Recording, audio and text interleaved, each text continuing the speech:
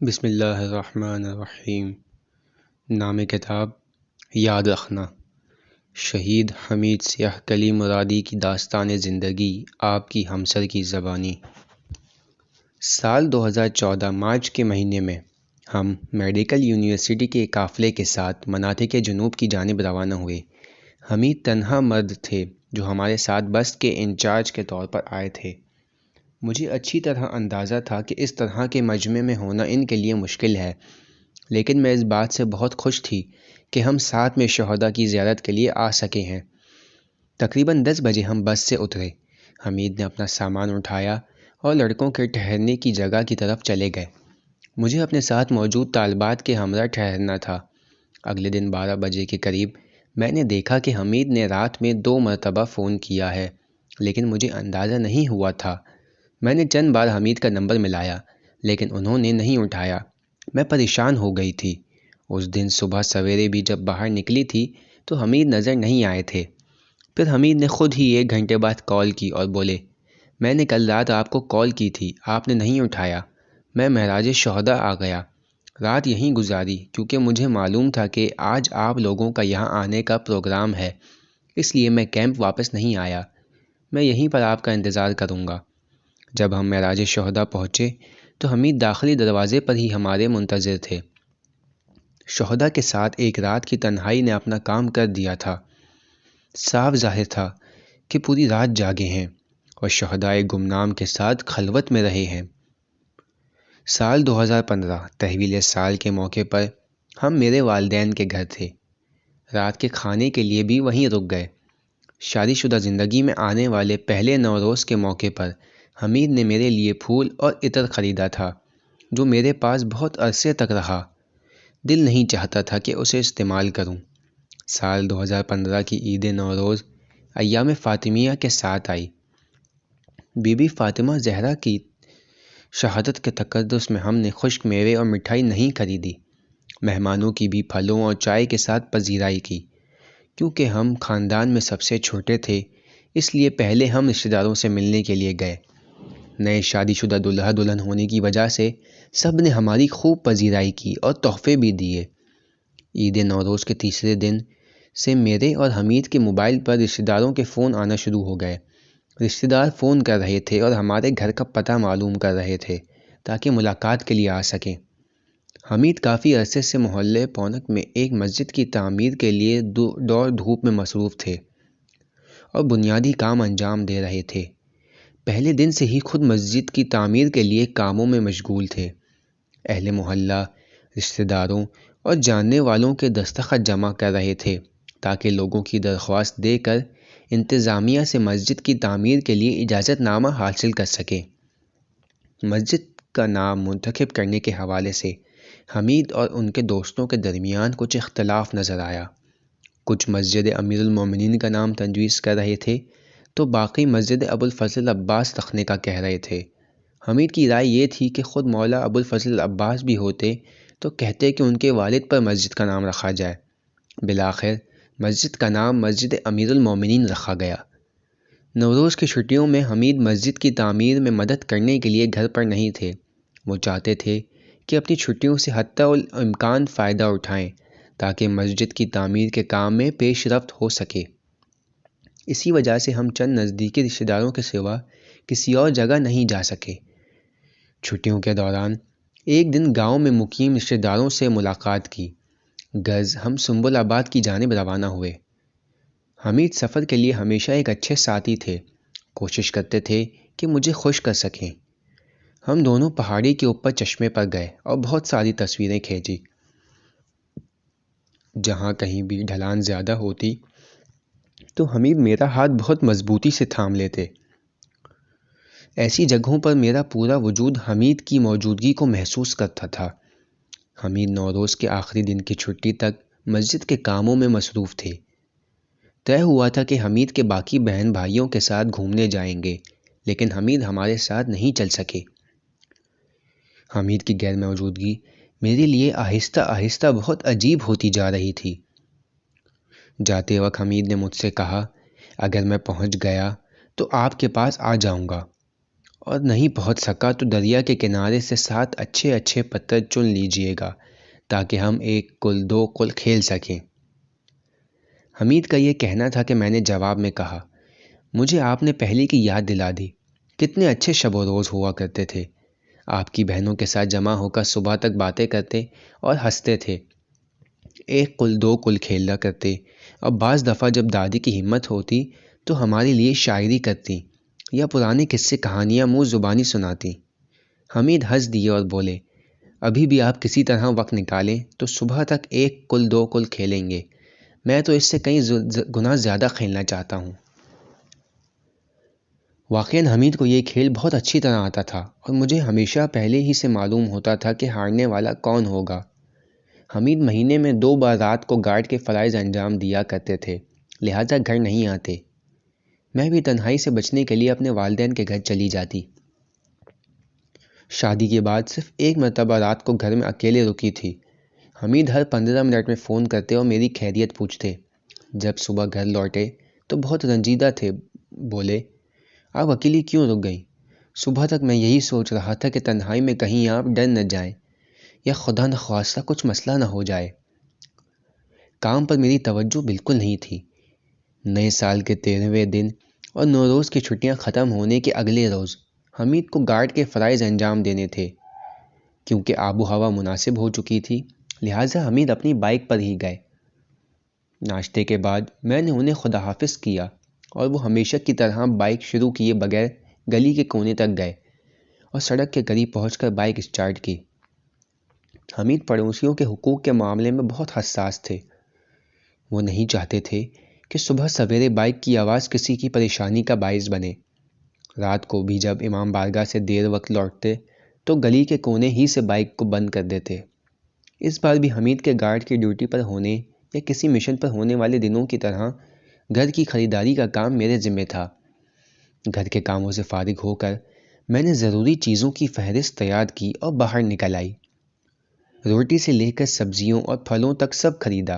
حالانکہ گاڑی کے بغیر ان سب چیزوں کو اکٹھے خریدنا میرے لیے سخت تھا اور میں نے شادی سے پہلے ایسی کسی کام کا تجربہ بھی نہیں کیا تھا، لیکن میں نہیں چاہتی تھی کہ حمید جب مشن سے تھکے ہوئے واپس آئیں تو کسی چیز کی کمی ہو اور میں مجبوراً انہیں کوئی چیز خریدنے کے لیے بھیجوں۔ خریداری کے بعد بابا کے گھر جانے کے بجائے آبجی فاطمہ ہمارے گھر آ گئیں۔ میں اور حمید جب گھر پر ہوتے تو عام طور پر کتاب پڑھتے۔ میری بہن کے لیے گھر کی خاموش فضا عجیب و غریب تھی۔ بہت جلد ہی اس کا حوصلہ ختم ہو گیا۔ ہمت ہارے ہوئے لہجے میں اس نے کہا، آئیں کچھ دیر کے لیے ٹی وی دیکھتے ہیں۔ میں نے کہا، ہمارا ٹیلی ویژن عموماً بند ہوتا ہے، مگر یہ کہ حمید اور میں خبریں یا بچوں کے پروگرام دیکھیں۔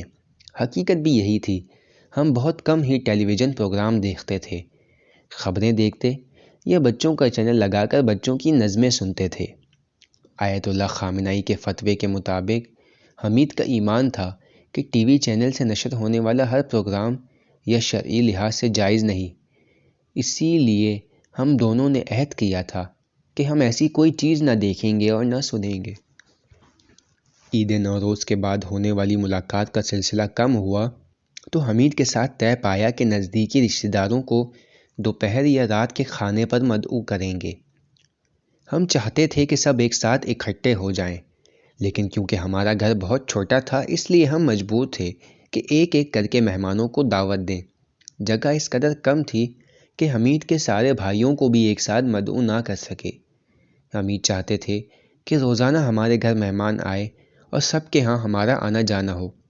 وہ کہتے تھے مہمان خدا کا دوست ہے، یہ ملنا جلنا محبت کا سبب بنتا ہے۔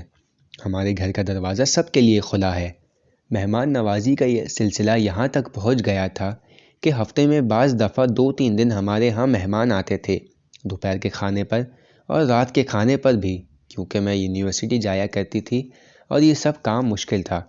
اس لیے میں چاہتی تھی کہ ہر 2 ہفتے میں ایک بار یا پھر ہفتے میں ایک بار مہمان آئیں، لیکن ایسا بہت بار ہوتا کہ حمید فون کرتے اور کہتے کہ آج رات مہمان آئیں گے۔ میں کہتی تھی، حمید جان، میرے پہنچنے تک پھلوں کو تیار رکھیں اور چائے دم پر رکھیں، میں آ کر کھانا بناتی ہوں۔ بعض دفعہ میری کلاس مغرب تک لمبی ہو جاتی، مہمان مجھ سے پہلے گھر پہنچ چکے ہوتے۔ میرے پاس اتنا وقت بھی نہ ہوتا کہ یونیورسٹی کے کپڑے ہی تبدیل کر سکوں۔ مہمانوں سے احوال پرسی کے بعد میں سیدھا کچن کا رخ کرتی تاکہ کھانا تیار کروں۔ اتنا وقت بھی نہ ہوتا کہ گھر کی چادر پہنوں، بلکہ اسی کالی چادر سے چولہے کے پاس چلی جاتی۔ جب حمید اس صورتحال کو دیکھتے تو کہتے، عزیزم، میں واقعاً آپ کا احسان مند ہوں۔ شادی سے پہلے میں سوچتا تھا کہ شاید آپ کو صرف پڑھنا آتا ہے، اور جب آپ اپنی زندگی کی شروعات کریں گی تو نئے سرے سے آپ کو کھانا پکانا اور گھرداری سیکھنا ہوگی، لیکن آپ تمام کاموں کو تنہا انجام دیتی ہے۔ میں اگر کوئی کام انجام دیتی یا مہمانداری کرتی تو وہ لازمی طور پر شکریہ ادا کرتے، اور یہی چیز میری تمام تھکاوٹ کو دور کر دیتی تھی۔ مہمان جاتے تو میں برتن دھوتی، حمید بھی ویکیوم کلینر سے صفائی کرتے یا برتنوں کو آ کر سکھاتے۔ اکثر وہ مجھے اکیلے برتن نہیں دھونے دیتے تھے۔ میں کہتی، حمید، آپ کو کل صبح سویرے کام پر جانا ہے، آپ جائیں، آرام کریں، میں خود سمیٹ لوں گی۔ مگر وہ میرا ہاتھ پکڑ لیتے اور کرسی پر بٹھا کر کہتے، یا تو ہم مل کر برتن دھوئیں گے یا آپ بیٹھ جائیں، میں خود دھوؤں گا۔ آپ میرے ہاتھ میں امانت ہیں، میں نہیں چاہتا کہ برتن دھونے کی وجہ سے آپ کے ہاتھ خراب ہو جائیں۔ جب میں یہ جملہ سنتی کہ آپ میرے ہاتھ میں امانت ہیں تو مجھے ہماری شادی کے پہلے دن کی بات یاد آ جاتی، جب میں صوفے پر بیٹھی ہوئی تھی اور میں نے حمید سے کہا، بی بی زہرا سلام اللہ علیہا سے روایت ہے کہ ہر عورت کے لیے 3 منزلیں ہیں۔ پہلی منزل باپ کا گھر، پھر دوسری منزل شوہر کا گھر، اور پھر تیسری منزل قبر۔ میں 2 منزلوں سے تو اچھی طرح گزر گئی ہوں، امید ہے کہ تیسری منزل میں بھی سرخرو ہو جاؤں گی۔ حمید نے جواب میں کہا، میں امید کرتا ہوں کہ دوسرے گھر میں آپ کا اچھا ساتھی ہوں گا اور ہم عاقبت بخیری کے ساتھ تیسری منزل تک پہنچ جائیں گے۔ سال 2015 شروعات سے ہی میرے لیے عجیب تھا۔ حمید کی حالت بالکل تبدیل ہو چکی تھی، ان کی نمازوں کے سجدے طویل ہو گئے تھے۔ اس سے پہلے کبھی میرے سامنے گریہ نہیں کیا تھا، لیکن اسی سال مارچ کے مہینے سے میں اکثر و بیشتر ان کے بہتے ہوئے آنسوں کی گواہ تھی۔ وہ اندھیرے کمرے میں جا کر بے آواز آنسو بہایا کرتے تھے، نماز شب پڑھا کرتے تو عجیب سوز و گداز سے العفو کہتے۔ جب میں ان کے چہرے کو دیکھتی تو مجھے اپنا ایک اندر مثبت توانائی اور سکون و اطمینان کا احساس ہوتا تھا۔ حمید کی آنکھیں خوبصورت تھیں، لیکن اب ایک الگ ہی انداز میں اپنی خوبصورتی دکھلا رہی تھیں۔